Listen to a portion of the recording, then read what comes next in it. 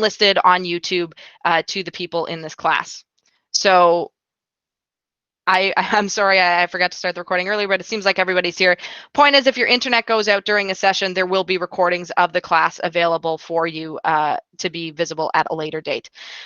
Also, if it helps you, if you're having trouble hearing me or anybody else, there's a live captioning feature in Google Meet. There's a link there if you want to see how it works, and there should just be kind of an icon at the bottom of the Google Meet bar that says turn on captions, which you can use, and it'll have kind of a live transcription if you're having trouble hearing anything. I'm going to do my best to make sure that everyone's needs are accounted for. Obviously, I'm not psychic, I can't know everything, so please do reach out if you have any concerns about accessibility at all. And you can also visit the university's accessibility portal at the link in the slides there. So the evaluation in this course. Just a quick breakdown here. There is a much more detailed breakdown in the course outline if you'd like to have a look at that. 25% of your grade will be coming from class activities and participation.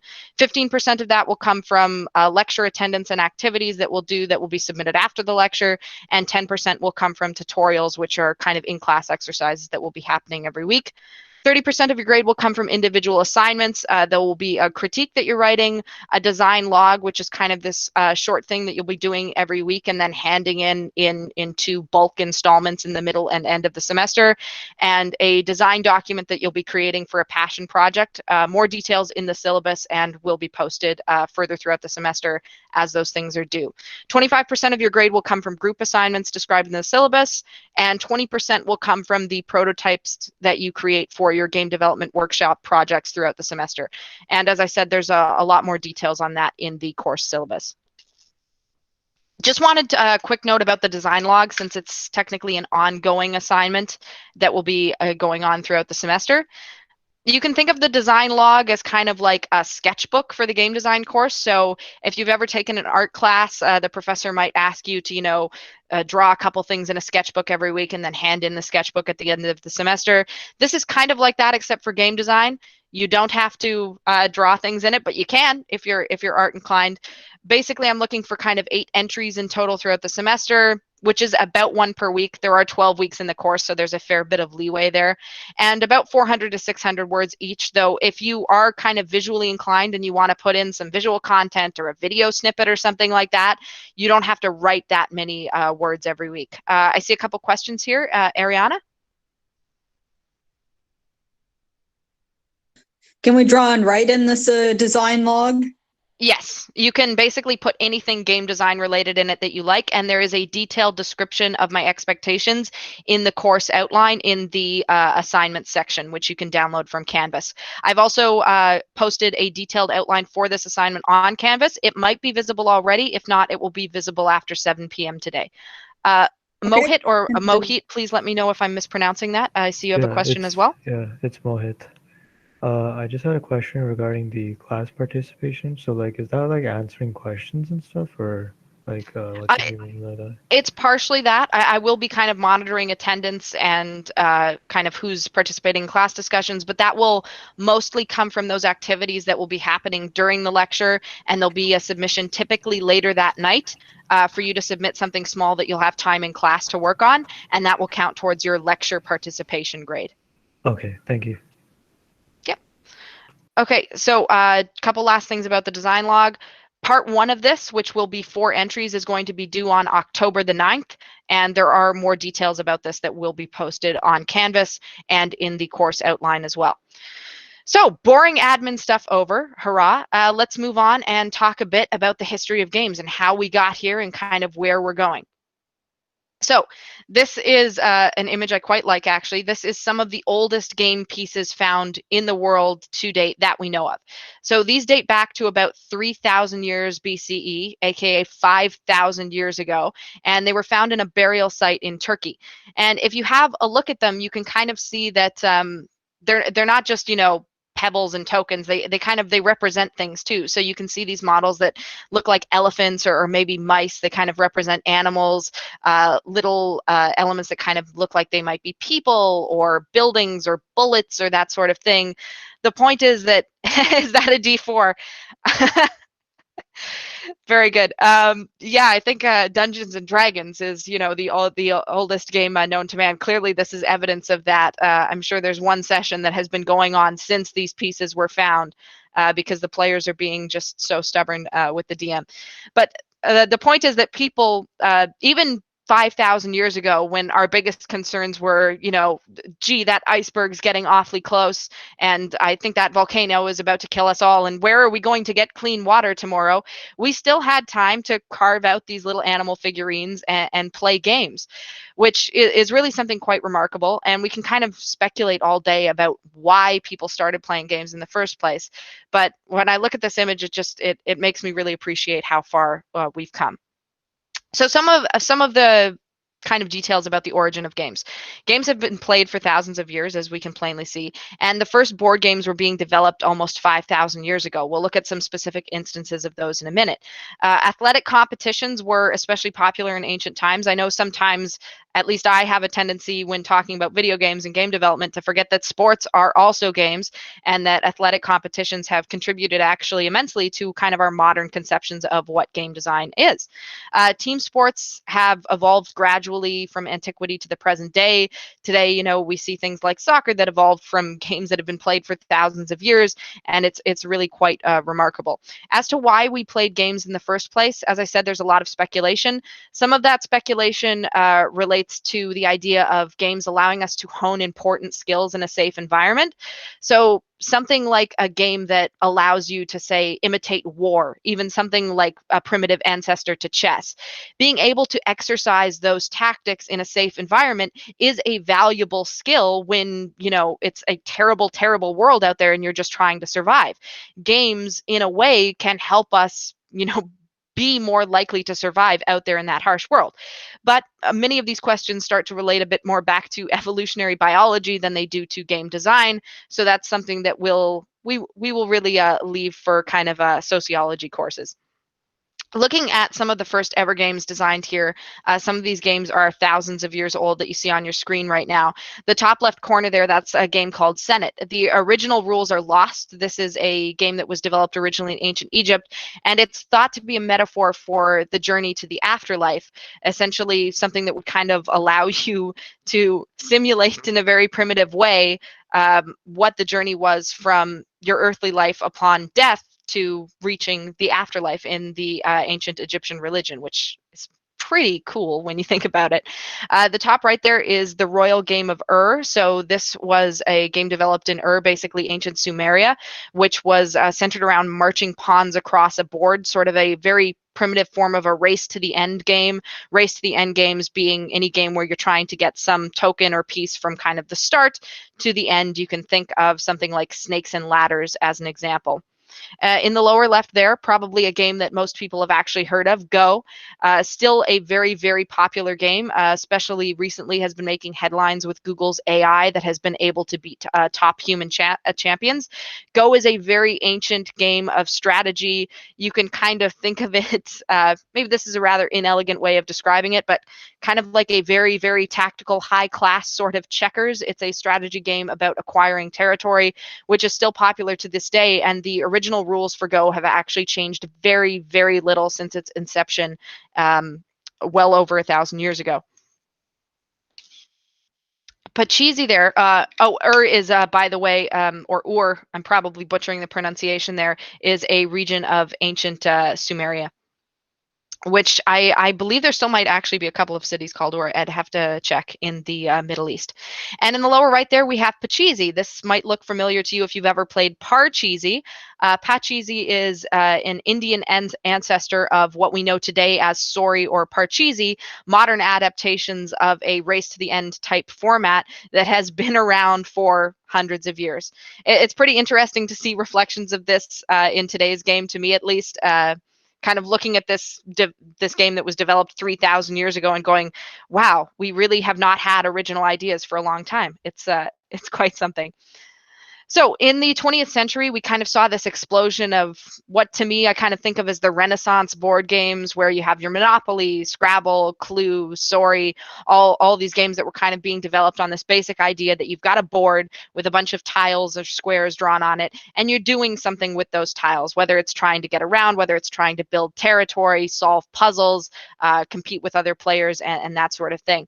Now, in recent years, in the past couple decades, and more so I think in the past 10 years or so, there's been a lot of iteration in modern board games which have been innovating on mechanics and different themes. In Carcassonne, for example, which is the top left game there, the board itself doesn't really exist when you start playing. You rather build the board as you go, kind of creating this path for different territories to kind of evolve and take shape as you place these tiles down. Mysterium, which to me is kind of like a very odd spiritual successor to Clue, is a game where one player is unable to talk for the entire game and needs to communicate with other players effectively by just giving them these cards that have all of these kind of arcane symbols and colors and shapes on them that's supposed to be clues for the players to guess based out of other cards that they have in their hands what the correct answer to a puzzle is. It's a very kind of abstract take on making communication into a game in itself, and it's a lot of fun if you've never played it before. And then we've got Codenames, which is kind of a classic take on charades that just puts a bit of a spin on it and kind of adds that element of imperfect information that you might hear, which is when not all players have access to the same amount of information, that hidden element kind of making things a lot more interesting. So some of the first digital games. Joshua, I see you'd like to contribute something? Yes, I just wanted to add Settlers of Catan to that list. Yes, definitely I'd say something that's kind of on the border in between those Renaissance games of kind of the early 20th century and the explosion in innovation we're seeing now. I think Settlers has really inspired a lot of modern board games and digital games, in fact, just with the idea of putting in a lot more of a deep strategy and making something that you can sit and play for hours rather than, Clue, which is something you can pull out and maybe play for 15 minutes but doesn't have as much depth to it. Ariana? I'd also like to add Munchkin to the list there. Yeah, I think I've played Munchkin once or twice at a party. I remember it being a lot of fun. I don't remember the mechanics very well, but I do remember it well enough to know that that's a solid recommend for anyone that's looking for some party game ideas. Mithunan, let me know if I'm mispronouncing your name. Feel free to unmute yourself. Hello, can you hear me? Yes. Okay, perfect. I just want to test my mic. Thank you. Oh, okay. No worries. Okay, so some of the first digital games that were developed, these kind of digital games ironically started as academic curiosities, believe it or not. It wasn't some corporation going, hey, I bet we could make a lot of money off of this. It was basically a couple really bored people at Cambridge at MIT that thought, I wonder if there's something we can do with this oscilloscope other than like stare at, audio waveforms all day. So OXO, which depending on your definition of video game is kind of the first video game that ever really existed, was a Cambridge project by a PhD student at Cambridge University. So this was a version of tic-tac-toe that was played on what was essentially a calculator at the time, kind of the spiritual ancestor to those modern day TI-84s emulating Pokemon Yellow. And the screenshot taken here is from an emulator, as the original computers that this was developed for no longer exist.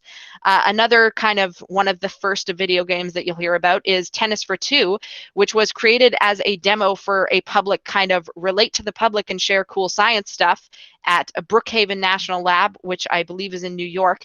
And this was played on an oscilloscope. So basically having two little dials at the side of what was, kind of this very specialist piece of audio equipment, and rendering on that equipment a couple of little points that represented a tennis ball going over a net. Which I just if you've never seen it, do look this up on YouTube. It's kind of cool to watch people play it. this is another contender for the first ever video game, yet another. You'll see a pattern here, lots of different games fighting for kind of the right to be called the first ever video game. This is called Space War, and this was developed at MIT back in 1962. It's a two-player dogfighting game set in space, rendered on an archaic display that could basically only display kind of points and lights, points and lines of light in a couple of colors. And this is often referred to kind of as the first real video game that wasn't just a tech demo, that was kind of intended to take that experience of two people playing a game and putting it into a digital format. And the very last contender that we have for the first ever video game is the first ever commercial video game, as games started to get commercial in the 1970s, called Pong. And something you'll notice about the first Pong cabinets, if you have a look here, if you download the lecture slides yourself and zoom in there, is that you'll see player 1 and player 2 actually control the game with dials, which is something that's really interesting. If we're thinking about modern controls, you know, when was the last time you actually saw a dial on a game controller that wasn't some kind of strange off-brand flight stick? Dials were just what people were used to back in the day. It's what was used to control your radio. It's what was used to control your television. There were no standards for game controllers, so you would see these kind of archaic controls on arcade cabinets that don't really make sense knowing what we know now about controller design, but it kind of shows how the way we design games is in large part a product of their time, not just a product of maybe what works the best or what makes the most sense with a game mechanically. So early games in the 70s and the 80s, as video games kind of exploded into the commercial market, and companies did start to realize, hey, you know, we can make a lot of money off of this. We should, you know, shove this into people's faces and have them stick quarters into a machine for 6 hours. Games kind of spread across arcades. So we had things like Frogger and Space Invaders, Pac-Man, Galaga, the original Donkey Kong, the original Super Mario, and all of this kind of just coalescing together in this arcade environment. And if we think about the experiences that games offered us back then, a lot of the times what we think about in terms of what dictated those experiences is the technical limitations, the fact that computing power was nowhere near in the 70s or the 80s what it is today. But it's not just about that. It's also about kind of where people were playing these games and how they were commercialized. It is, just like the design of the hardware, a product of its time. So those early game experiences were short out of necessity, not just because of technical limitations, but because of profitability. If you wanted to be making a lot of money as an arcade, when you've got these expensive machines, you have to buy them and then they're up and running and sucking your electricity 24/7. If you're asking someone to pop in a quarter, you're hoping that they don't get an hour of gameplay out of it. You're hoping that the game will kind of, you know, fizzle out in a couple of minutes and then they'll have to feed in more money if they want to keep playing, which is another reason why those early game experiences tended to be in these short little bites rather than these long form epics that we have today. And since, you know, these arcade games were played on public machines, there was no saving. It wasn't just because, you know, we didn't have ROM chips back then or whatever. It simply wasn't feasible for a game that was played in a public forum to have saving without the technological infrastructure that we have today. They often had really simple controls. Remember that back then video games were new to a lot of people. Designers were still figuring them out. Players were still figuring them out. Therefore, games were simple by necessity, not simply because of technology, but because of the people that were playing and designing them. Games back then also tended to be kind of all about difficulty and progression. And this is something that was alluded to earlier. I forget who mentioned it. I think it was Alexander Ethan mentioned the idea that games used to be a lot more kind of about progression and kind of feeling maybe that grind or the fact that you were getting better over time. And there's good reason for this as well. Again, it keeps you kind of coming back for more, sticking another quarter in the machine, feeling like you're getting incrementally better every time. You didn't really see back then the type of kind of art game, if you want to call it that, design that's become a lot more popular today. Ariana, did you have something to add? Yeah, another thing I should add to the earlier discussion I forgot about is also like the fact that in the world of today, a lot of games tend to start out pretty easy, but as you go along, you get a good difficulty curve, which gets harder as the game goes along, with a lot of the Legend of Zelda games being a great example of this kind of thing. Yeah, the difficulty ramp is generally speaking a lot slower in most games nowadays. Obviously, there are exceptions to that. Looking at you, Dark Souls, but that is something else that was kind of born out of this idea of almost wanting people to give up quickly, so they'd be feeding in another quarter and trying to get better and better at the Okay. game while making money for the arcade. Okay, thank you. Yeah. And the screenshot there for anyone that's ever seen it is Dig Dug. So if you grew up playing Motherload on Miniclip, it probably looks a bit familiar. Little bit of a suspect copying in the design there, but we don't talk about that. And yes, Motherload was half of my childhood. So to anyone who played it. Okay, so what happened over the next few decades? Well, in a nutshell, things completely exploded. The console wars happened. PC gaming became a thing and then spread very rapidly, and the game experience evolved to be on a host of different devices. People were still playing in arcades, obviously not quite as common today, though arcade gaming is still very much a thing. People were playing on their televisions, people were playing on their computers. Now people are playing on their phones and in standalone VR headsets, and basically any platform you can think of, there have been games developed for it. You can play Pac-Man in an emulator on your bloody Apple Watch if you want to, and it's really fantastic.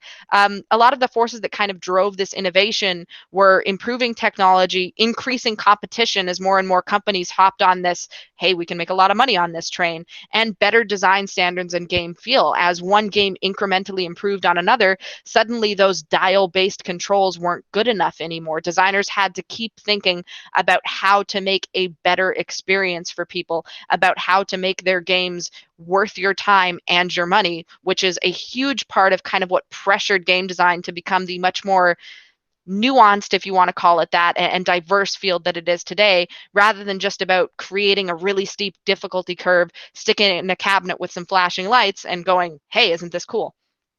So games today, how has the experience changed compared to those original short form experiences?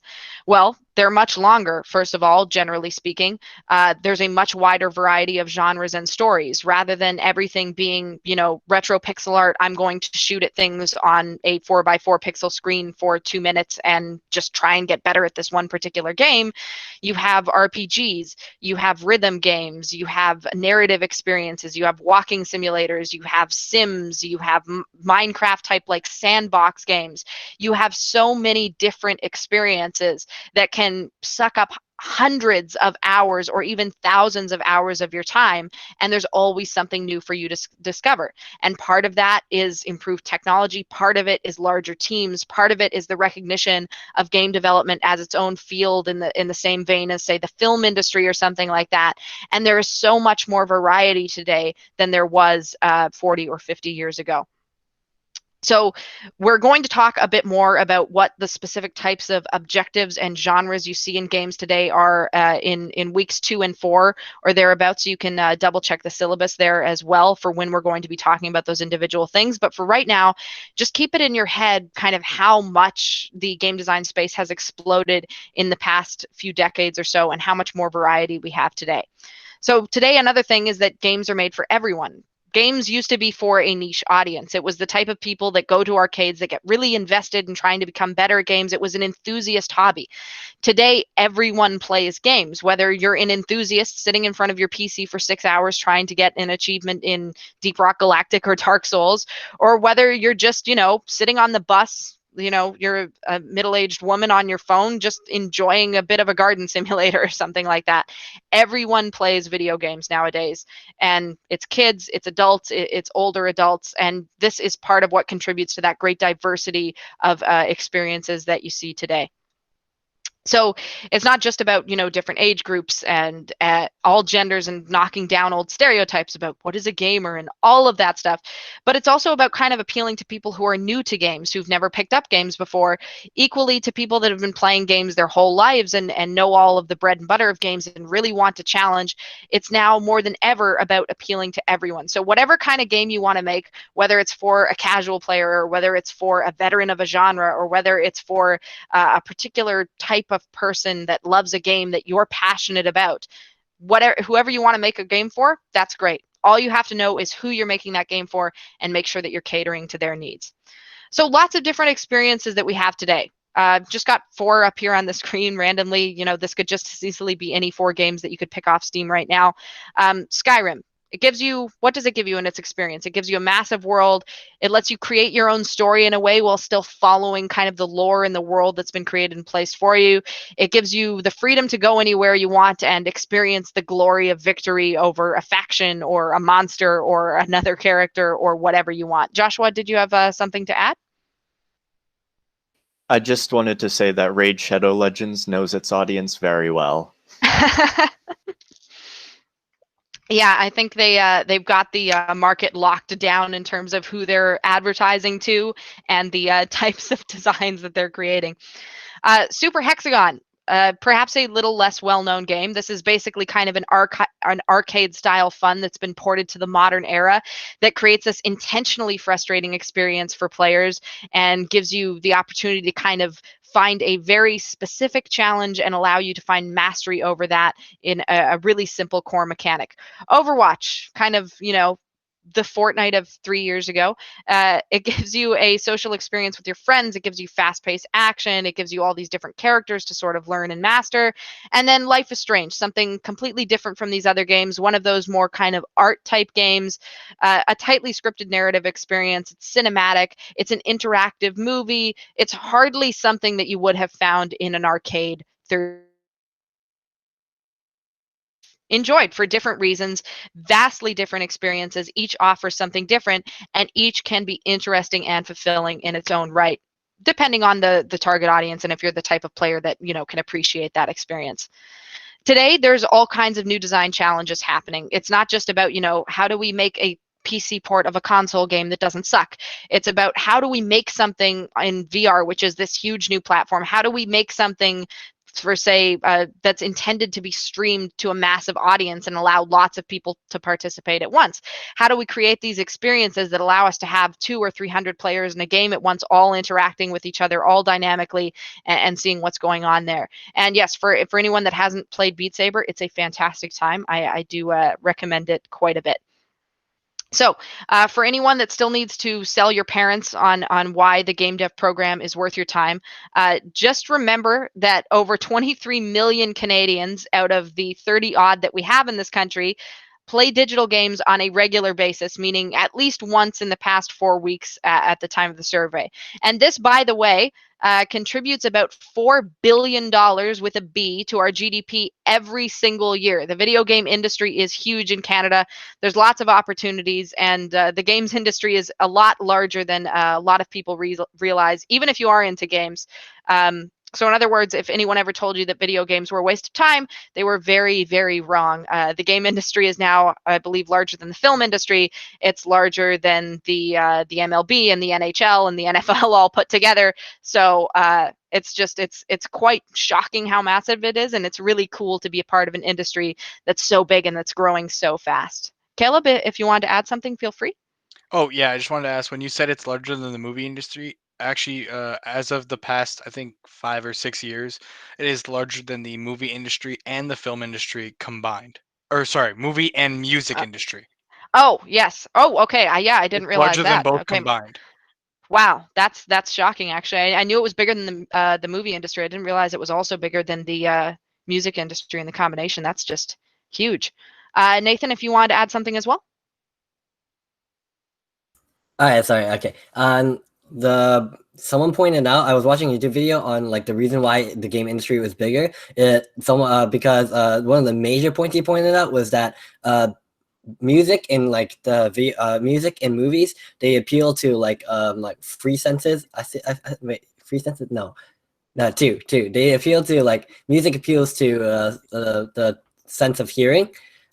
Movies appeal to the sense of hearing and the sense of sight, but video games appeal to are also tactile, meaning that every time you do something with your fingers, or if you do use some controls, they actually like feel like you're doing something. So they feel, the more immersive you get, the more like invested people would be into something. Yeah, and that's an excellent point. Games are what we call kind of an interactive or an active form of media, whereas something like music or movies or books is a passive form of media. It's something that you watch or listen to or read. You have no influence on what's really happening, except with the possible exception of a choose your own adventure book. Games are that choose your own adventure book, turned up to 11. They are interactive. They are asking you to actually do something. They demand that you take part in the experience, that you actively work to create that experience that you are enjoying. And that's something that really sets games apart as a medium from other forms of media. And that's something that we're going to explore a bit more in depth next week as well when we look at player interaction. So quick little activity. Open Steam right now, and if you don't have Steam, open Notepad or grab a piece of paper and quickly kind of write down 3 to 5 games you think you've played more than anything else. If you do have Steam, open it, go to your profile, go to the Games tab, and sort by playtime. And then post in the chat what your top 3 are. And then feel free to, you can use your Switch playtime. Any Terraria, CSGO, Sockbots, Warframe, PlanetSide, CSGO, yeah. Skyrim.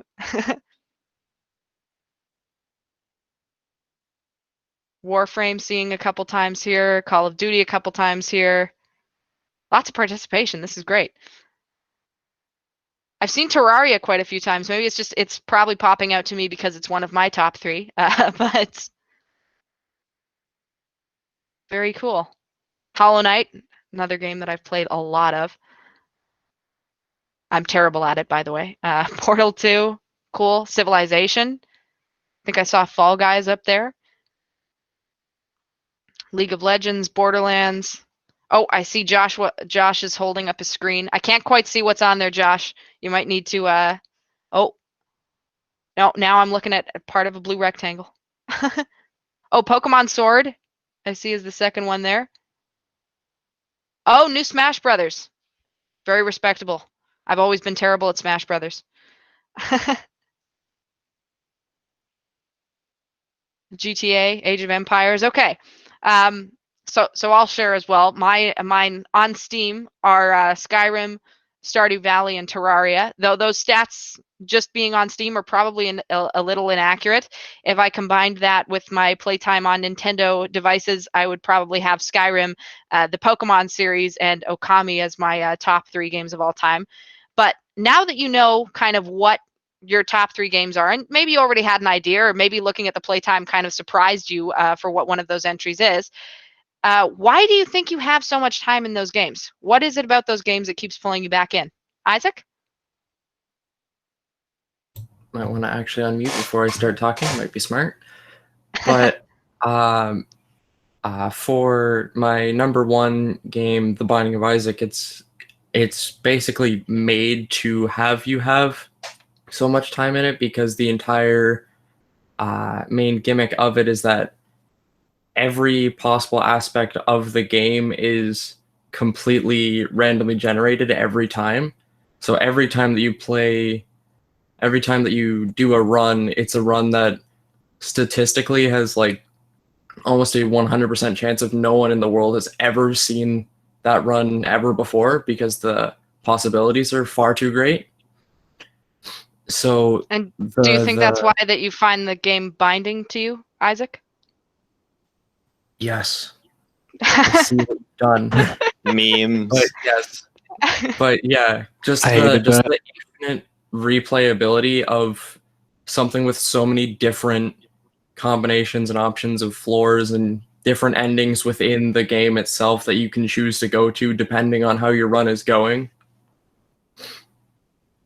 Right. Yeah. And that kind of replayability of content and creating diverse experiences for players so that you can come back to a game over and over again is something that we will be touching on later in this course a bit, and something that you'll be touching on in your next semester game design course as well.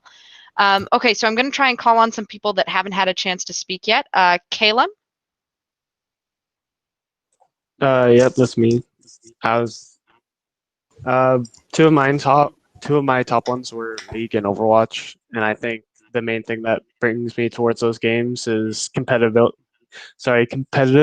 the whole competitive aspect of them and getting better at the game, which is pretty cool. I think that will be the main pull for me. Cool. I don't know. Okay. I don't know what else to say. No worries at all. That's basically completely different reasons there, which is always good to see. On the one side, kind of the variety of content in a single player game and thinking that you've experienced something that maybe nobody else will ever see. And then on the other side, that bit of social interaction that comes from competing and striving to become the best at something out of a group of people just again goes to show you that there are lots of different reasons why people love games and why different people might be drawn to different experiences. Matthew? Matthew P? Yep. Sorry, I was just finding the thing. Oh, no worries. Basically, so again, I'm going to do it the same way.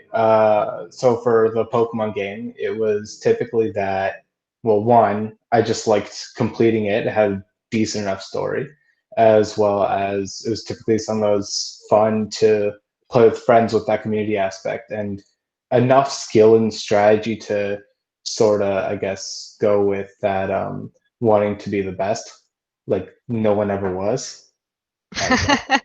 For Smash, it heavily was on that more competitive side, and it was fun. And again, I had friends to play with.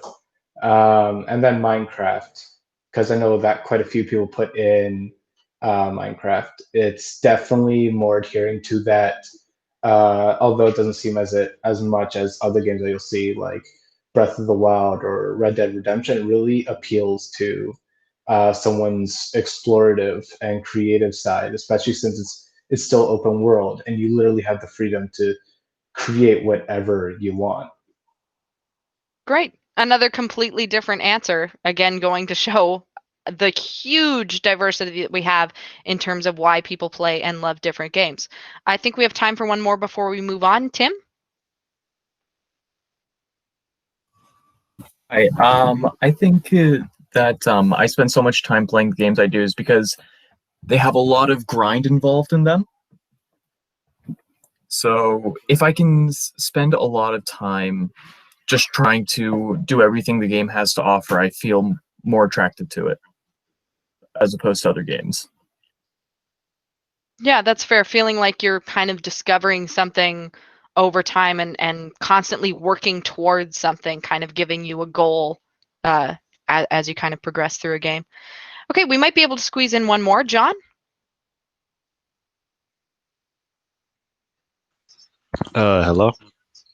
Hello. Okay, the two games that I found I had the most hours on were Team Fortress 2 and Destiny on the PS4.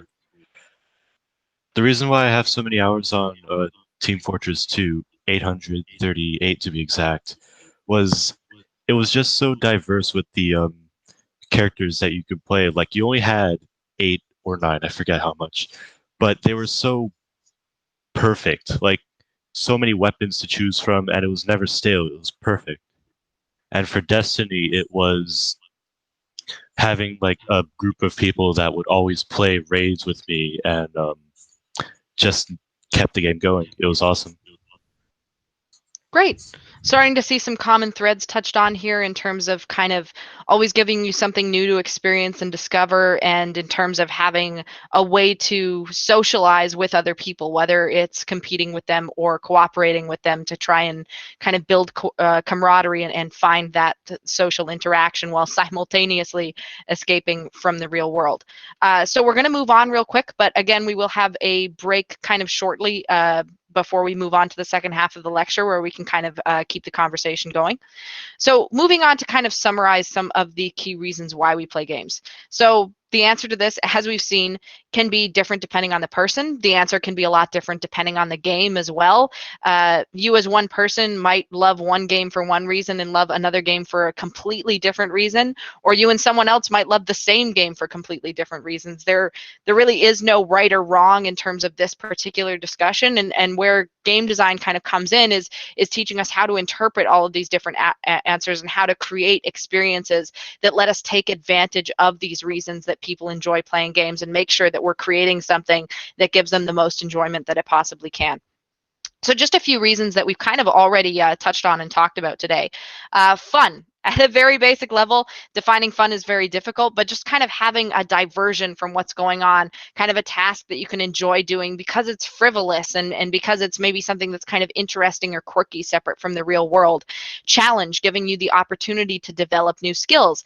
Escapism, giving you something to do other than your average workaday life and something that makes it so that you don't have to think about all the stuff that you have to do after you stop playing. Socializing with other people, feeling a sense of accomplishment. Maybe you finally finished a really impressive house in Minecraft. Maybe you finally beat the last boss in Dark Souls.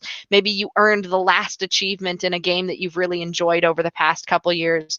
Self-expression. If you're creating something in, say, a sim or a sandbox game, or just even in the way you play, something like a fighting game or a shooter, being able to express your personal strategy and your style and how you play a game can be a really powerful reason for a lot of different people. Some other reasons, adrenaline. So playing something that's really kind of exciting keeps you on the edge of your seat, like watching a suspenseful action movie. Dominance, wanting to feel like, you're sick and tired of being beaten down by the man all day and you just want to beat some other people in something for once. Exploration, discovering something new. Meditation, going back to kind of getting away from everyday life and just going into a space that's yours and appreciating something that you can truly relax in. Experiencing a story, enjoying art or music, maybe finding intrigue in the mystery underlying the narrative of a game, and so on and so forth. So lots and lots of different reasons. The key point here that we really want to drill down to is that games are about the experience that they create for their players. And understanding the answer to this question of why we play games and what all of these different things mean, and the types of mechanics and the types of stories and art styles and characters and mechanics that can help us fulfill these needs. This is your first step to becoming a game designer. And in some ways, it's really the only step to becoming a game designer because you will never stop learning more about the answer to this question. So I'm going to stop for a brief break right now. Take maybe 5-10 minutes. We'll probably reconvene. Maybe let's call it 6:32. Give everyone a bit more than 5 minutes. If you want to get up, stretch your legs, go to the washroom, grab some water, grab some food. Otherwise, feel free to unmute if you had something else that you wanted to say, and we can all talk a little bit until we get back to the second half of the lecture. With one thing that I really found that has been touched on in game design is my two most played games are Gary's Mod and Team Fortress 2. Gary's Mod. Gary's Mod. Yes. Prop hunt. The only reason why I have so many hours in these games, and I also, if I were to actually be able to look at Minecraft and see how many hours I have in that, I would have well over 2,000, but I can't actually check.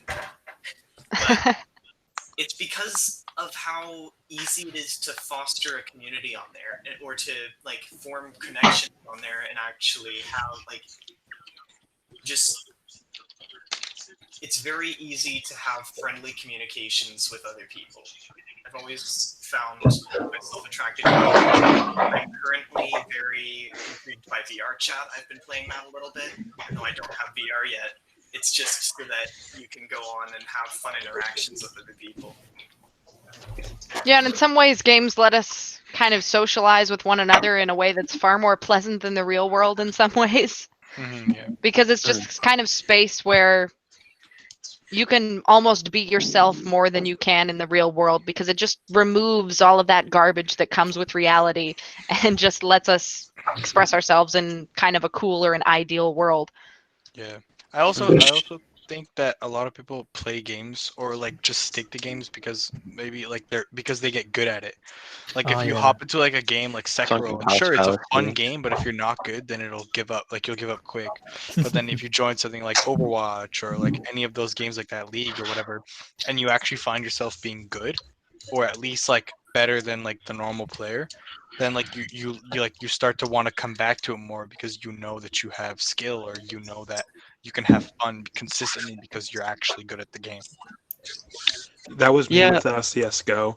I put like 2,000 hours into that game. I didn't really enjoy it. I was just good at it. So it was the only game I could win at.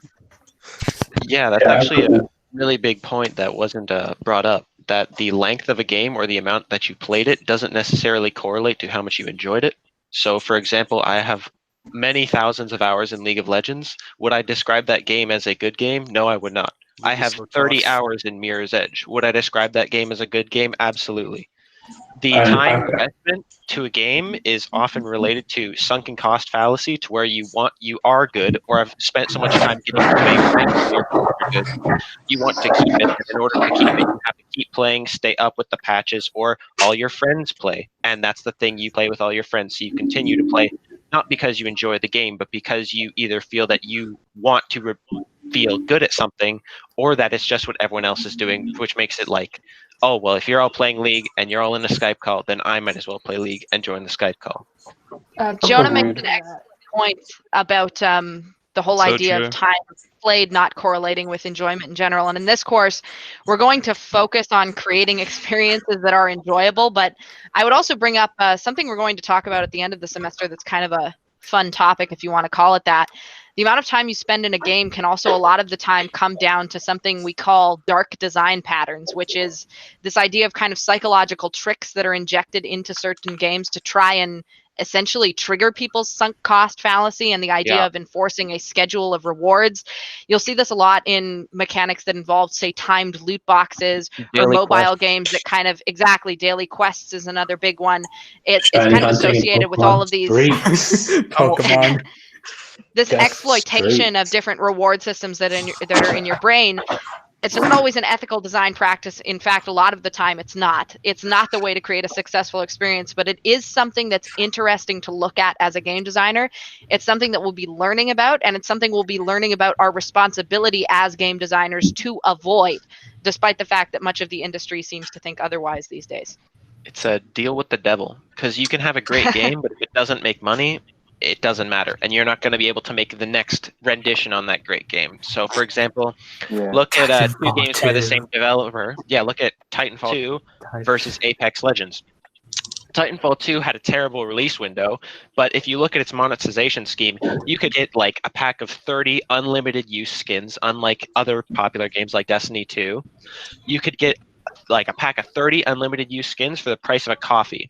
That game had a very small player base, and it's pretty much been sitting between 2,000 and 5,000 concurrent players for like the past 4 years, besides the Steam release. It reached 10,000 last year, or this year. Totally for the Steam release. But the game's not successful as where you compare it to Apex Legends, where, oh man, there's a new patch, there's a new crazy cosmetic that's super rare and timed for this event only, and oh man, I need to get this special loot box which has these special summer skins. It's all about like sort of measuring really like how you where market it's okay to how you can do things that are sort of scuffed and we all know that they're bad, in order to have the rest of your good game be successful and still be able to get supported. So like there's points where developers obviously may not want to put in some cheesy type of mechanic, but there's many other pressures. If there was a world with no money, no investors, and no annual quarterly reports that you had to put in, then obviously I think we'd have a better ecosystem. But unfortunately, business is the thing that enables games, but it's also getting in the way of making good games. So you really have to find that balance, and I don't think there's a right answer in just saying it's bad. I mean, like, that's true. And there are certain tactics that you can use as well to kind of, we'll be talking about monetization later in the course as well, different monetization patterns and kind of what makes sense in a business sense for a lot of different games. And it really does not come down to microtransactions bad. It's not all as simple as that. A lot of the times the way it's implemented, it's not done in the most ethical way by a lot of developers, but there are ways to do these things that can kind of keep your games afloat without, falling into the realm of pay to win. That's something that we'll be talking about later in the course. It's more of an advanced topic to an extent, simply because it talks so much about those intricacies and interactions between kind of the needs of the business versus the needs of the developer versus the needs of the player. And it is a really interesting discussion to have. I think someone's got quite a bit of background noise going on. I think it might be Ethan or Aditya. I'm not sure if I'm pronouncing that correctly. I think I'm just going to mute. Oh, there we go. Silence. I mean, Pokemon just introduced DLC. They haven't done it for 20 years. Yeah. So, well, Well, I I could. mean, Well, I would argue. I would argue that like the version, like the special editions, those were like basically DLC. But I mean, that's just my opinion. So. Yeah, I think it's a more reasonable practice than releasing a copy pasted game for the third time.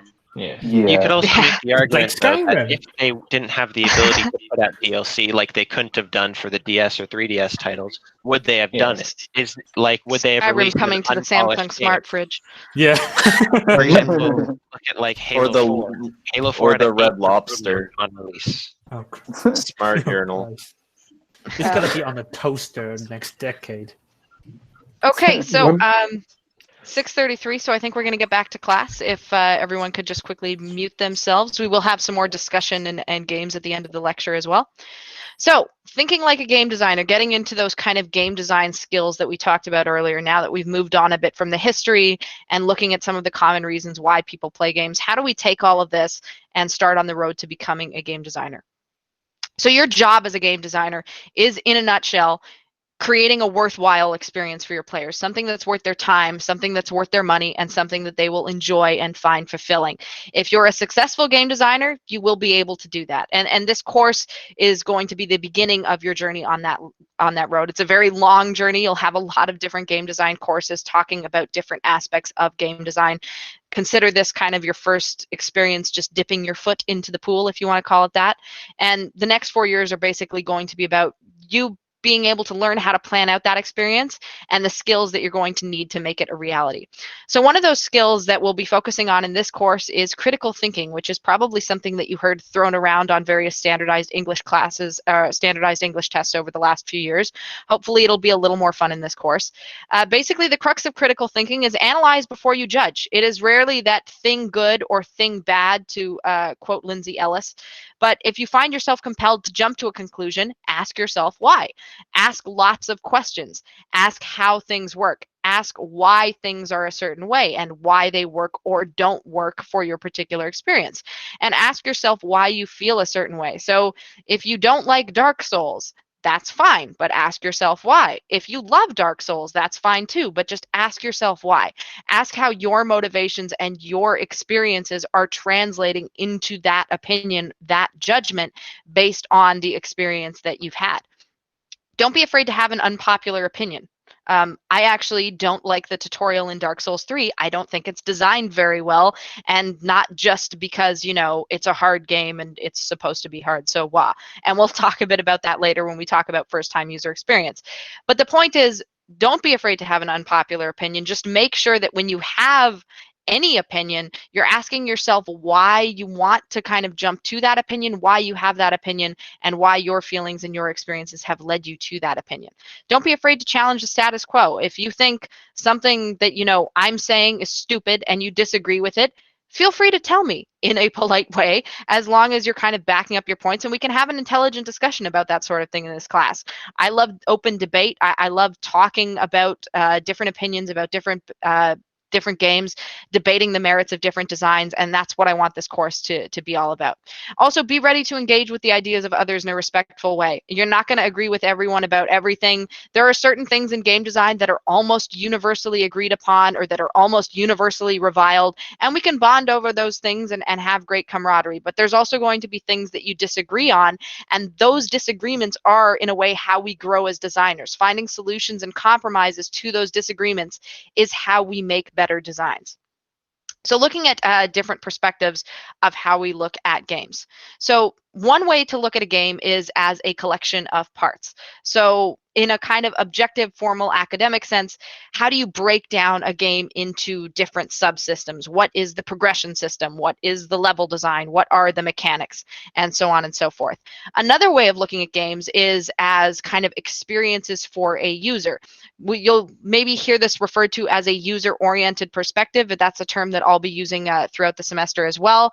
The idea here is that you're looking at your game rather than as a set of formal systems all working together. You're looking at it as something that a person is going to pick up and play. How are they going to feel? How are they going to experience it? Why are they going to experience it that way? There's some questions about games as experience that are objective, like whether a user interface, for example, is readable and visible by everyone that sees it. And there's some questions that are subjective, such as, is this character likable, and are people going to enjoy the story that I'm telling? And this second perspective, games as experiences, it's what I tend to focus on. Not that either of these is more correct than the other, but this can be really important for understanding why games can be enjoyable and successful. So looking at this first perspective for a bit, games as systems or a collection of parts. This is a systems-oriented perspective. This is kind of looking at how the different pieces of a game all work together, all formally. Before you ever look at the player and how they feel about your narrative or your art style or how your characters are interacting with them, just looking at how those different parts work together and understanding how they connect to one another. This perspective is important because it gives us a common language for comparing different games. So it gives us all of the terminology that's associated with formal systems and objectives and genres and all that sort of thing. It's lots of jargon to an extent, but it is necessary to establish common ground. And it's something that we'll be focusing on for the first couple of weeks after this intro to the course, just so that we can all get on the same page in terms of the terminology that you'll hear in game design, in industry context and that sort of thing, so that you can know what someone's talking about when you're watching a GDC talk about game design. It also provides a starting point for creating your games. If you love video games, you love playing video games, but you don't have a lot of experience with how those systems all work together, this gives you a starting point for that so that you can start to create your own games. And we'll be talking quite a bit more about this next week, as I said. So in essence, to kind of sum up the systems-oriented perspective of game development, if you're looking at a game from a systems-oriented perspective, you're asking, in effect, how does this game work? The emphasis is on the how in that question. So if we take a game like Ori and the Blind Forest, some of the ways we might break down this game from a systems-oriented perspective are looking at the mechanics. So what actions are available to players? You know, you can run around, you can jump, you can shoot those little light orb things, you can kind of, you can use your bash ability to grapple onto something and then you fling yourself through the air. And in any game, this list is something that you can come up with. Based on your input and the buttons that you press and the things that you click on, what is it that you can do in that game? Narrative is another thing that you can look at as kind of its own independent system. So what story is being told? What happens to the characters and the game's world? What does the game's timeline look like? Apart from thinking about how players feel at each point, what is the logical sequence of events that's happening? Controls. How do players actually input their actions to the game? What control scheme you have? How are you mapping the input devices that players will have to the actions that take place in the game? User interface. How are you communicating information back to the player? So controls are how your player communicates with your game. How are you going to communicate back with them? How are you going to tell them how much health they have, or how an enemy just died, or something like that? And there's a lot of other different bins that you can kind of split games up into different systems. How the environment is designed, different progression systems. So leveling up your character, having a skill system, having an achievement system, having a tech tree and things like that. All of these different systems, how those work together objectively to make your game work as a whole, as a product or a virtual environment, or however you want to describe it. But this isn't the only way to look at games. Games aren't just an objective collection of parts. Games are also an experience. If you want, you can say that games are about the journey to an extent. So if you ask someone, for example, to go back to our example, what do you think of Ori and the Blind Forest? They are probably not going to give you a list of UI elements unless they're a game dev. They might do that if they're a game dev.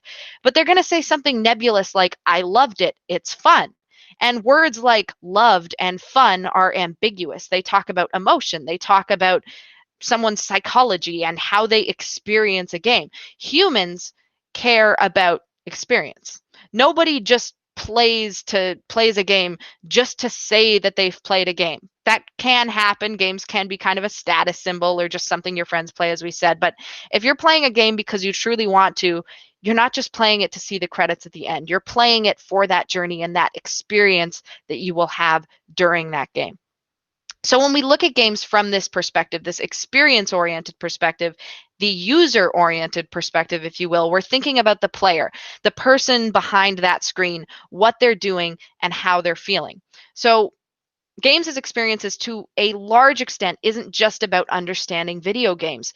It's about understanding players as well. So understanding players' motivations, why they're playing in the first place, why they're doing certain things, doing certain behaviors, making the mistakes that they make, becoming good at the things that they're becoming good at, and what their reactions are to what's happening in the game. Why did something make them laugh? Why did something make them frustrated? Why did something, inspire them to keep coming back day in, day out, to keep putting in hours? Why do you have hundreds of hours in, Overwatch or League or Destiny or whatever? What keeps bringing you back? That conversation that we had earlier. And why players feel the way they do. So once we understand all of these things about what they're feeling and their reactions to the game, if we can understand these feelings, we can then create better experiences.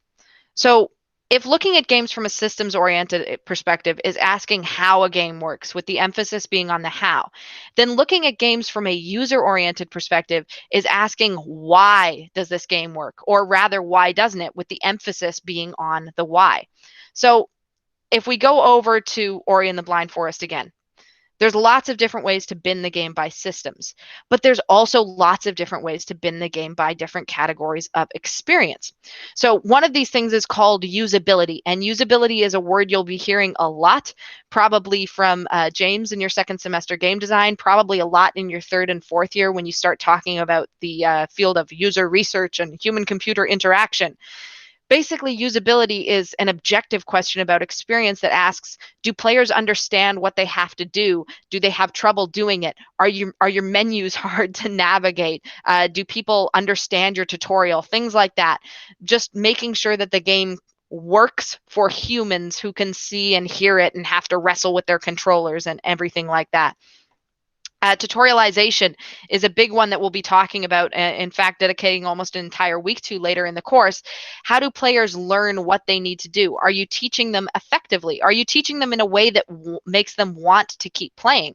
And so on and so forth. Challenge. How difficult is the game? Does the difficulty suit the players you're targeting? If you're targeting casual players who are new to video games, having a game with a really steep difficulty curve is going to turn a lot of people off. But on the other hand, if you're targeting veterans of a particular genre, and this probably goes without saying, and maybe you've experienced this yourself, sometimes it can feel like a tutorial is holding your hand way too much and wasting an hour of your time when you already know everything you have to do. How do you account for what different players' needs are in that respect? That's one of the questions that you'll be asking when you're looking at games from this experience-oriented perspective.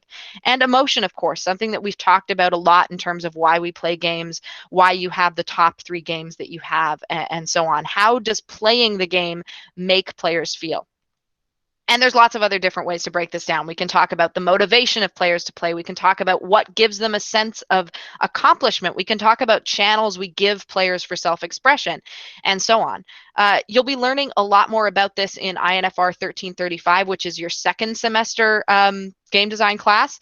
So this isn't just something we'll be talking about in this class. It's something that you will be talking about all throughout your 4 years here, but especially in your game design class next semester as well. So there is a quote from Sid Meier that is quite famous that you've probably seen before. For those of you that don't know, Sid Meier is the designer of the Civilization series and a few other projects as well, but he's most well known for designing the Civilization games. And Sid Meier described games as a series of interesting decisions. This is one of the definitions for what games are. It's not the only one. It's certainly not the only correct one. There are lots of different ways to explain kind of what games are. But the reason why I think this quote is in itself interesting is because it kind of wraps these two perspectives into one rather elegantly. So a game being a series of decisions is looking at it from a systems-oriented perspective. Players are doing things. Those decisions to get from point A to point B and how those actions interact with the game systems, that's what moves the game forward. That is a systems-oriented perspective. Throwing in that word interesting immediately turns it into an experience-oriented viewpoint. So players finding those decisions meaningful, intriguing, consequential, feeling like their actions actually have consequences in a game's world, that's an experience-oriented perspective. So if ever you're kind of thinking about, how do I even start working on this passion project that I'm enjoying? And yes, that was an intentional reference, by the way. When you're kind of starting on a passion project or your GDW project, and you're sort of at sea thinking about what are all these systems I want to create? What are my players going to do? I'm kind of getting buried in this crafting system that I'm trying to make, and I'm losing sight of the broader experience because I've spent the past 45 minutes brainstorming different types of ore. Kind of take a step back. Remember this quote or something from any game designer that you admire, or even just a memory of a game that you've played that you enjoy, and think about this idea that games are a series of systems that work together to give players a series of actions that they can take that they find interesting and rewarding. Basically, using those systems in that systems-oriented perspective to create an experience that is worth your players' time. So over the next 4 years, you're going to learn how to connect these different approaches together, basically marrying the design of systems with the design of experiences. When you're first starting out, I think it's probably pretty easy to get caught up in that systems-oriented view and get buried in developing a crafting mechanic for 45 minutes and losing sight of the broader experience you're trying to create.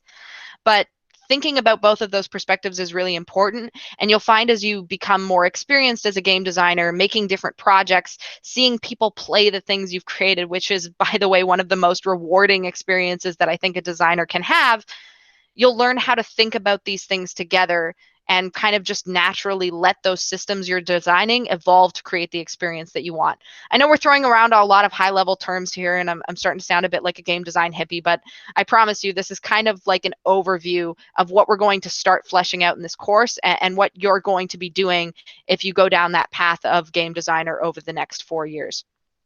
So how do you do all of this? Well, there's a couple things that you can start doing right now. So after this class, if you play some games, I would say that would be your homework, is going to be this slide. Not officially, but anyways, play like a designer. So you're used to playing games to have fun, probably primarily.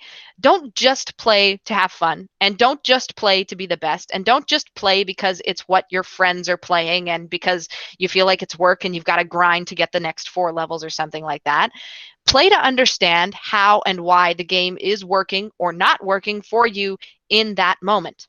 So whenever you have an emotional reaction to something that's happening, whenever you feel accomplished, whenever you feel frustrated, whenever you have a moment where you think, wow, that was really fun for the past few minutes, identify it, write it down. Take a note of what happened, gather insights about that, go back to it later and try and figure out why you had that reaction. So I'll give you an example. When I first taught this course last year, I was kind of gathering together examples from different games to use in the lectures, and I kicked myself hard into designer mode in the middle of the summer, which was not a lot of fun. But I was playing Hollow Knight, and the first time I died in Hollow Knight, the first of many, I felt frustrated, but it didn't feel unfair. And I stopped and I asked myself why that was. And it was because the game communicated everything so well with me. It never felt cheap when I died because it felt like the game was constantly communicating to me everything that I needed to know to get where I needed to be. And if I mucked up and died, well, I slipped up and I was given the opportunity to become better by the game. Losing kind of all of the money that I had in the game and part of the health that you have in that game, for anyone that's played Hollow Knight, when you die, it gives you just the right amount of frustration. It makes you feel compelled to try and correct your mistake and find your ghost in the game so you can get your money and your health back and that. But it doesn't frustrate you so much that you want to stop playing. And kind of creating that balance of a reaction in me made me realize how well that mechanic is designed and how you can die over and over and over in Hollow Knight, and it really doesn't become truly frustrating enough to make you put down the game for a long time because of how well it's designed. I know it's a little anecdote, and it might not make too much sense if you haven't picked up Hollow Knight before, but the point is, just by kind of taking a note when something important happens in a game and trying to trace back why it made you feel the way that you did can be a really valuable exercise in becoming a better game designer. So that kind of covers playing games like a designer, which is really important to help you think like a designer and help you to identify those things. Jonah, did you want to contribute something to the discussion? Yeah, I just had a quick little thing I want to talk about concerning do not play the game just to be the best. I think this is a very good piece of advice, but it can sometimes falter depending on which genre you're playing. If you are playing a competitive game or a game that has a severe amount of min-maxing and you are often comparing yourself to other players, I feel like a really big deal is actually playing specifically the best way, because naturally as humans we are going to optimize to be better than everyone else. It is a very, very common thing that a majority of certain player bases will do. And if playing optimally is not fun, then that's a really, really big problem, because that's a way that a majority or a large minority of your players are going to play the game. The dedicated players that are going to stick around and play 2,000 hours are probably going to play optimally. So if that's not fun at all, don't just ignore it. That's the point I wanted to bring up. Yeah, and that's the point, is that you're not playing for yourself to become the best and feel accomplished. The point is that especially when you're playing kind of your own games, or you're playing similar games that would be maybe considered competition for a game that you're working on, you want to make sure that you're trying lots of different strategies so that you can understand how different players are going to feel experiencing those different ways to play your game. Stevie, if you wanted to add something before we move on.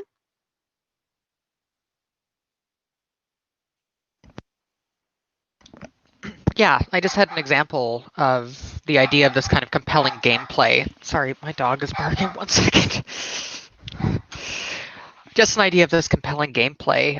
Something that stood out to me last year when I was, actually this year during COVID quarantine, one of the games that I played was Control. One scene that really stuck out to me as being one of the more compelling instances in gaming I'd played in quite a while was near the end of that game. There's a scene referred to as the ashtray maze. I won't spoil it, but the main thing is within it, you're going through these kind of corridors that shift and move as you're going through it. It's very much like the style of Inception. What is it from years ago now?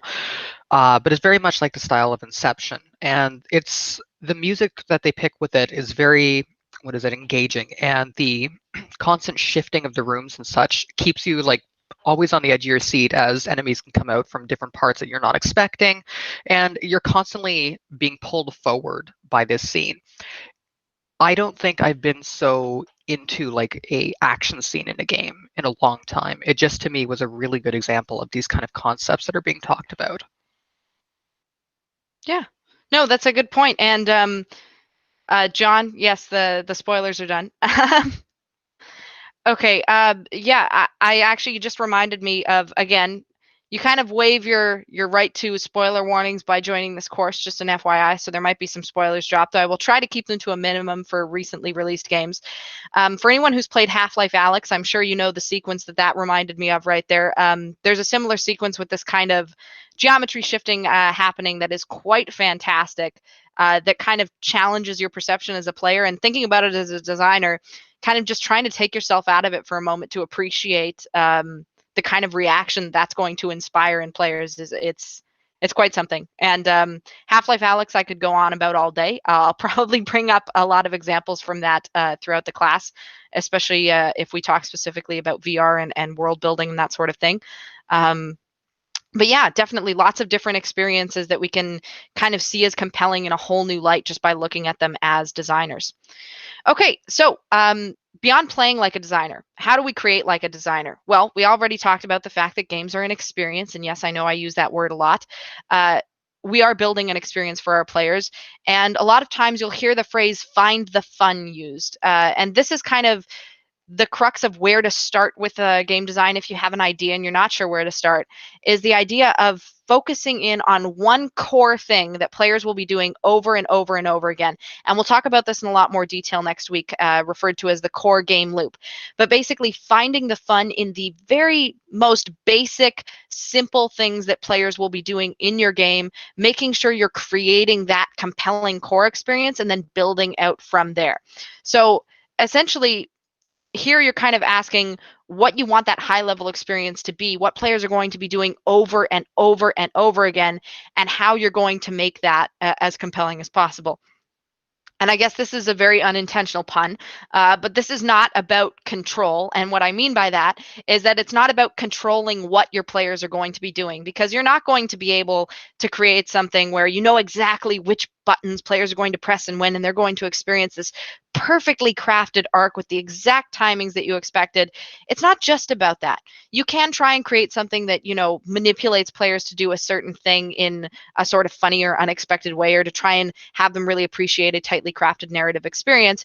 But don't lock yourself into the idea that you're trying to control exactly what players are going to be doing. Freedom can make for a much more interesting experience. In the case of Minecraft, The Sims, games that have kind of sandbox or simulation elements, we see this all the time. And don't over design your game before you've got a solid core, because you might find that the experience you expected players to have, if you lock that in really early on every single beat that you expect players to take, you might not get the result that you're expecting or hoping for. Sorry if my mic is a little loud there whenever I take a swig of water. The key here is to know your players, who they are, and what they want, and to design for that.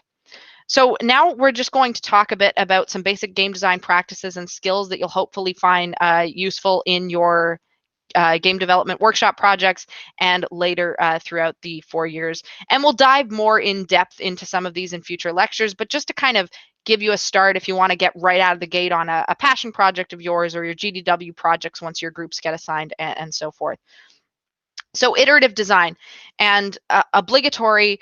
If you remember one thing about general game development processes, remember this, because this is a term that you will hear thrown around a lot if you haven't already.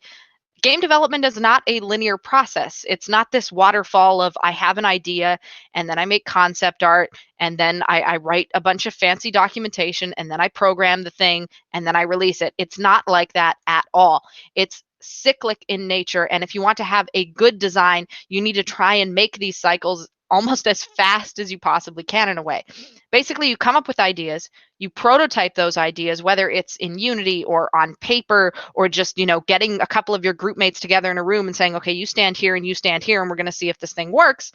And then you implement those ideas into the version of your game that you're working on, aka your GDW project or your prototype if you're working at a company or whatever your current kind of build is that everybody's playing, and then you get feedback. So in other words, you find out that a bunch of those ideas that you thought were great were actually kind of crap, and some of them that you thought were just okay, turns out you're a genius and it's like the best thing ever and everyone thinks it's super fun, and then you go back to the beginning. You come up with ideas for how to make those original ideas even better and how to change your project. And maybe I'm going to prototype this in this way now. And maybe I'm going to try and make the menu look like this now. And all of these cycles go over and over and over again until you eventually arrive at a finished product that is hopefully a positive experience. And this whole process is referred to as iterative design. Iterative, of course, meaning that it takes place over many iterations, many cycles. Some notes about creativity and coming up with ideas, because just as in the case of writing or art or anything else, designer's block, if you want to call it that, is definitely a thing.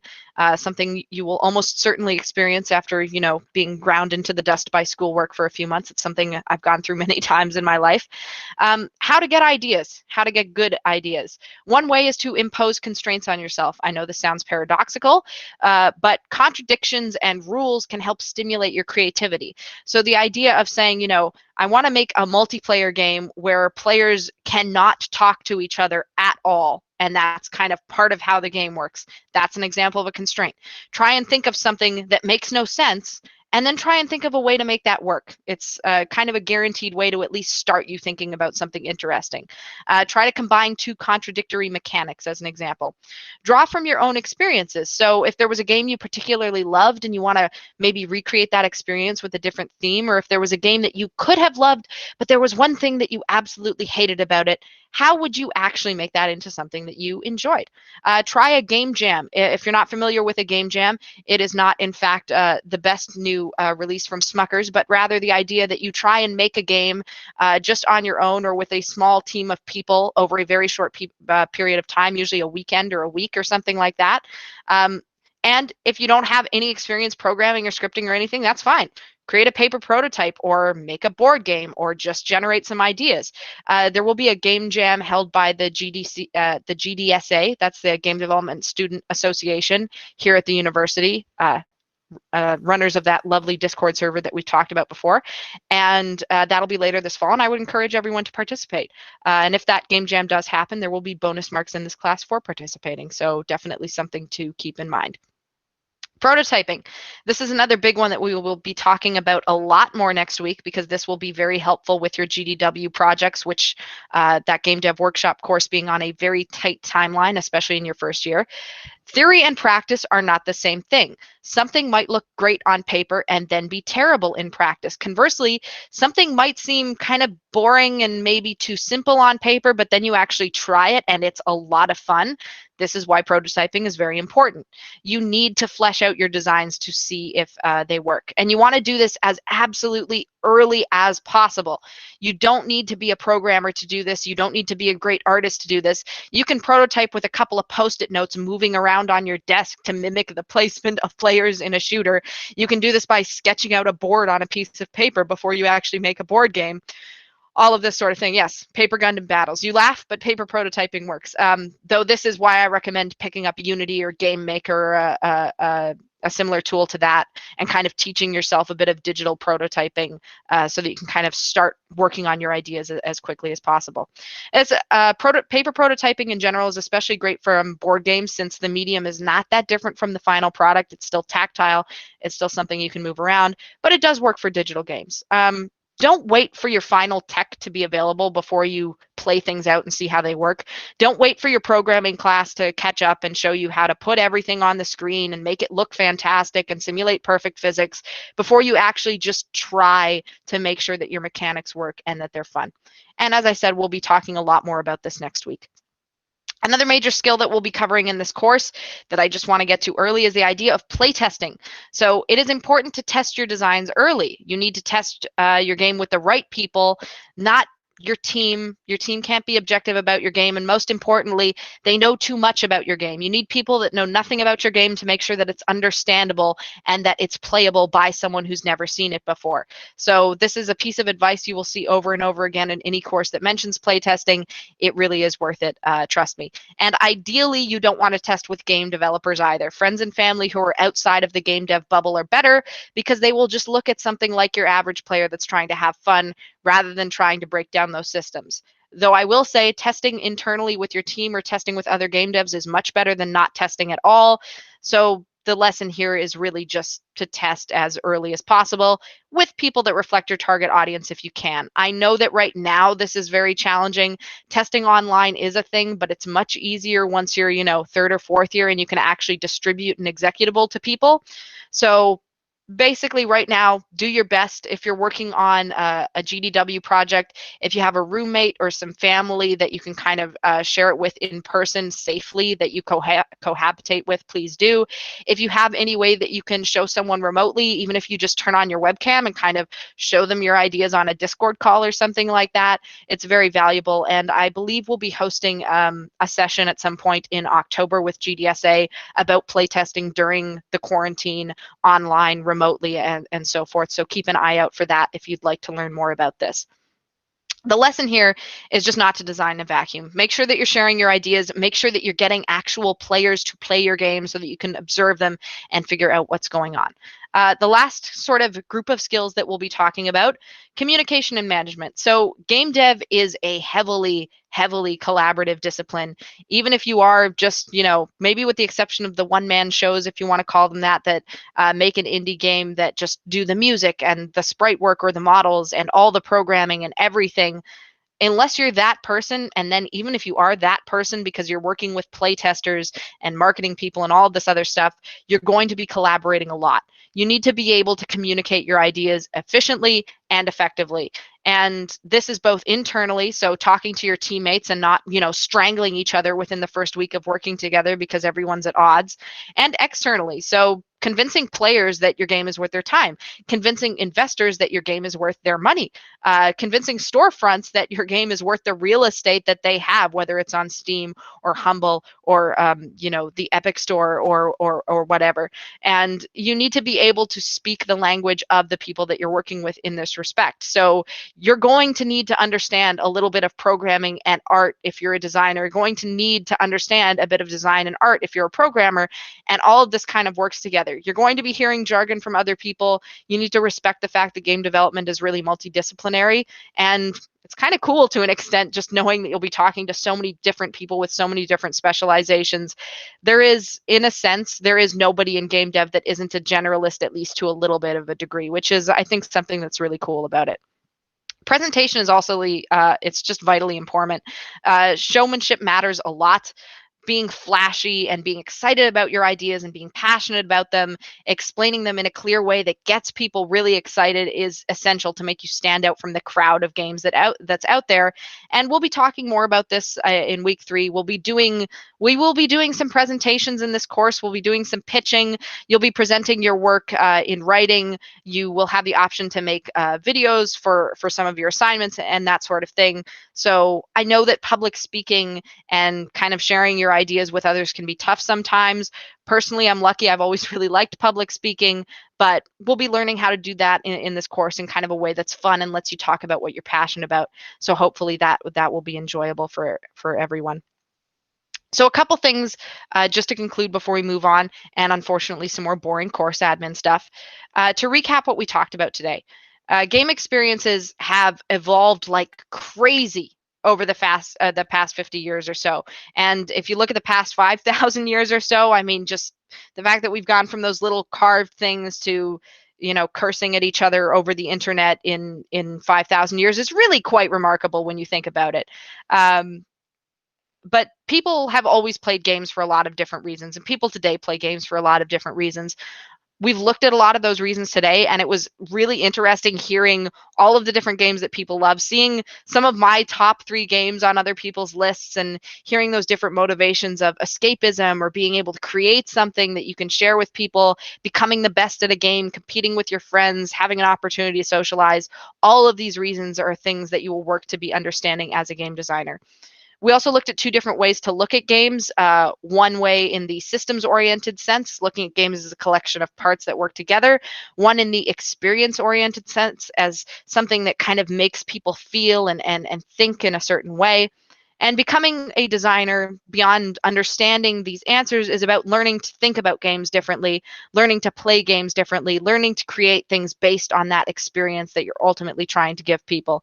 And we also learned that one thing from the game design process that I want everyone to remember: it's an iterative process. Don't just sit on an idea that you think is cool for months and meticulously refine every aspect, like, you know, drawing out a world map for 3 months. If you want to, that's great, and it's wonderful. But if you want that to turn into a game, you really have to get your hands dirty as soon as possible. Make a terrible, terrible, unpolished world map and throw it in Unity or GameMaker or whatever, and just try and make that game that you've been working on, whether it's an RPG with a world that you think is really cool, or whether it's a shooter with a unique mechanic that you haven't seen done before, or whether it's a twist on a game that you used to love and you feel like the formula hasn't been revived enough. All of that. It's about iteration. It's about creating something, realizing it's terrible, seeing the beauty in it, taking that and turning it into something better. That is what game development is. And I hope it's something that everyone here will enjoy in your time here. So on to the boring course admin stuff. A couple of notes on assignments. Your first assignment in this class is the game critique assignment. This is due September 25th at 11:59 p.m. So that'll be posted on Canvas. I think that should be available already as of about 10 minutes ago. There's a PDF with detailed instructions and a rubric posted on Canvas. So you can pick any game you want, digital or board, doesn't matter. And I want you to write a critique of that game or a very specific part of that game. Not a review. I'm not looking for you to say, you know, game good or game bad. You can focus as narrowly or broadly as you like. If you have 1,000 words of words, if you have 1,000 words worth, that's a mouthful, of material just to talk about the way the jump works in Super Smash Brothers, go right ahead. There's a grading scheme. There's more details on Canvas. You can write your critique as a written document. You can also make a video with a script of about approximate length if that would be more comfortable for you. And you can check out the rubric. Let me know if you have any questions. Feel free to just shoot me an email or a DM. And that is due a few Fridays from now, as I said. Okay, so the activity for today, We're going to go with a freebie because it's the first day of class and everything's a whirlwind right now. Basically, I just want you to pick a game for your critique assignment, and you have a few days to think about it. This will be due Friday, the 11th at 11:59 p.m. I just want you to post on the Canvas discussion forum. I've already created a forum which should be visible. If it's not, I'll make that public right after the class today, and briefly explain why you think that game will be interesting for you to critique. A few sentences is fine. I don't expect you to basically write like 300 words there explaining why you've picked the game. Save that for the critique itself. But just saying I picked this game because it's good is not enough. You won't get the full mark for that. Feel free to include any personal significance. Basically, I just want to get a baseline for what everyone's picking, why they're picking it, and just make sure that you get a head start on what you're thinking about that. So next week, what are we going to be talking about? Well, we're going to be drilling down into that first perspective that we talked about, looking at games as systems of interconnected parts and how those systems all work together. We're going to be looking at the concept of a gameplay loop. So those are kind of the actions that players are taking over and over again. Sorry to pause this. I see a couple questions in the chat, so I'm going to make sure that I'm answering these. Okay, so can we work on the critique whenever? Yes, you can. You can work on posting on the Canvas discussion forum right now if you want to. Yes. I'm not limiting you to 3 or 4 sentences. You can write however much you want on the discussion forum, just letting you know that you can get the full mark with a few sentences. So don't worry about spending a lot of time on it if you have other things that you need to work on. You can pick Overwatch, yes. And you can choose a game you haven't played yet, as long as you will have played it by the time you critique it. I do want it to be something that you've had firsthand experience with at the time you write the critique. So if you haven't played it yet, that's fine. It should be in the discussions tab on Canvas. You know what? I will pull this up right now and I will make sure that it's public. If someone wants to hop on Canvas for the course right now and let me know, there should be a discussions tab at the side. Of course, Canvas didn't publish it because Canvas is hot garbage. It should be visible right now. Sorry about that. And that will be available until Monday at 11:59. It's due Friday at 11:59. Just as a note, there is a late forgiveness policy in this class to an extent. All assignments, activities, etc., will be accepted up to 3 days after the due date, 3 calendar days. However, there will be a dock of 20% of the total marks available per day if you're late. And after 3 days, no exceptions, you get a 0.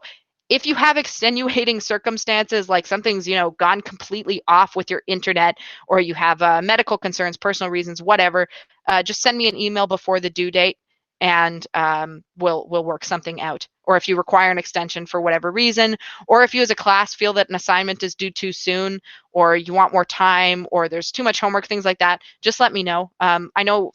I don't know if high school is still like this, but when I was in high school, the perception was that, in university, this isn't going to fly. And if your assignments aren't all handed in 12-point font, 1.25 spaced MLA format citations, you will be expelled immediately. It's not like that. So just let me know if you have any concerns about that. Heather, you have a question? Yeah, just a quick one. I already know which game I'm going to be doing my critique on, but is it okay if we compare it to like past and present? It's a franchise game that I'm going to be doing, and the concept has been iterated on in like sequels and stuff. So is it okay if I compare it to that and talk about how? Absolutely. Great. Yeah. You can check the assignment outline on Canvas, has some more details. You'll notice that I don't have specific things that I'm asking you to talk about. It's more about the rubric is kind of about the quality of what you're saying and whether the concepts that you're referencing make sense. You can talk about basically anything you want as long as it reads as a critique of the game that you've chosen. The subject matter is really up to you. Ariana, did you have something to add before we move on? Well, I was going to ask if extensions were allowed and all, but since that's part of my accommodations, which I'm hoping to get to the accessibility office about, but I think you've answered my question there. Yeah, sure. Any individual questions, you can always just email me, or we can arrange a Discord call offline to discuss any individual concerns. Mohit? Okay, thank you.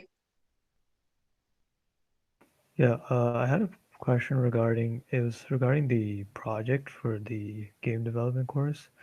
Yes. So what would you do if because like I had pretty bad experiences with like group projects and stuff. So like what if you have like a bunch of people who just don't do the work, or they just That don't will do anything at all? that will all be coordinated within the game development workshop course. There are peer reviews. There's a peer review system that gets implemented early on. The coordinators for that course, basically you can email them if you have any concerns about your group mates, and that'll all be sorted out. Like you can email me if you have concerns about group assignments in this class in particular. I just ask that you email me as early as possible if you're having issues with your group, and it will work out. It's group assignments aren't always that everyone will get the same mark, and there have been cases in the past. In my group, this was the case in first year, where some members can get shifted around, things like that, if there's any sort of dispute or something like that. Ricardo? Oh, just a quick question. So for this assignment, if somebody else uses the same game as you, that's allowed, right? Yeah, that's fine. Okay. No worries there. Matthew? I was just curious. Are we only allowed to do a single game, or could we do a critique on the series as a whole, or is it just up to You can do a discussion? series.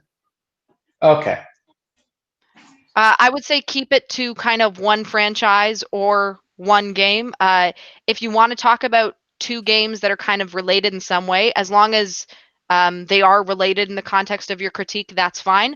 I just don't want, say, like one paragraph about each of a set of 5 games that you don't connect together at all internally. You can talk about Okay. multiple different games. It just needs to work together as a cohesive whole. Yeah, like if I did multiple games from like the Legend of Zelda series, for example, would that be all right? Perfectly fine. Yeah. Would it be all right if I did a critique of almost? It would be it's a hack and slash versus a movement shooter, but if I can manage to connect them in a way that I'm comparing, like, for example, the progression towards each boss fight and saying how it's done well and done how it's done Right. differently between the two, like, would that be okay? Yeah, that sounds great. Okay, good. Okay, one more question before we move on, and then I'll take some more after the recap if we have still more questions. Michael? All right, so like you said, we could get like as broad or as narrow as we wanted with it, right? So yeah. For me specifically, I wanted to like look at the user interface of like a specific game. Would that be like too narrow, or would that be like would As that long be as too? Sorry. As long as you have like 1,000 words worth of content about that, and you're not repeating yourself, then that's perfectly fine. That's not too narrow. User interface Okay. design is a huge area, so looking at the user interface and taking a really critical look at it could form the entirety of your critique. That's no problem. Hmm. Okay. Okay. Thank Other you. questions that I will get to right after we do the recap here. So next week, we'll also be looking at something called the formal elements of games. So basically kind of the constituent parts of a game, things like rules and objectives and conflict and all that great stuff, and learning more about how the systems of a game work together. And we'll also talk a bit more about prototyping, so how you can kind of get your ideas on paper or into a digital prototype as fast as possible so that you can validate that those ideas are working and get feedback and so on and so forth. So outside class on your own for this week, apart from posting on the discussion forum your selection for your game critique, I just want you to think more about why people play games. Play some games on your own. Try and kind of, as you're playing, critically think about why you're feeling what you're feeling, why you chose to pick up that particular game, what aspects of it that you like, and so on. I know it feels a little obvious at first just to say, don't just play to have fun, think like a designer while you're playing, but you will be surprised how much it will help you to grow as a designer just by writing down some notes about how you're feeling while you're playing. Because looking back at an experience in retrospect and trying to analyze it really doesn't have the same power that kind of that live looking at how you're feeling does. So that's about it for today. Thank you so much for coming out to class. Thanks for sticking around. Thanks for chatting. Thanks for participating in the discussions. You can feel free to leave now if you like. I cannot hold you here. You are not being detained. I will answer your question, Ricardo, in a moment. And then after we're done with our questions, feel free to stick around or pop back in later. We'll be playing some Quiplash or TKO or something from Jackbox, depending on what people want to do. So yeah, thank you so much for coming out. And I'm going to stop the recording now. And I will see you all next week.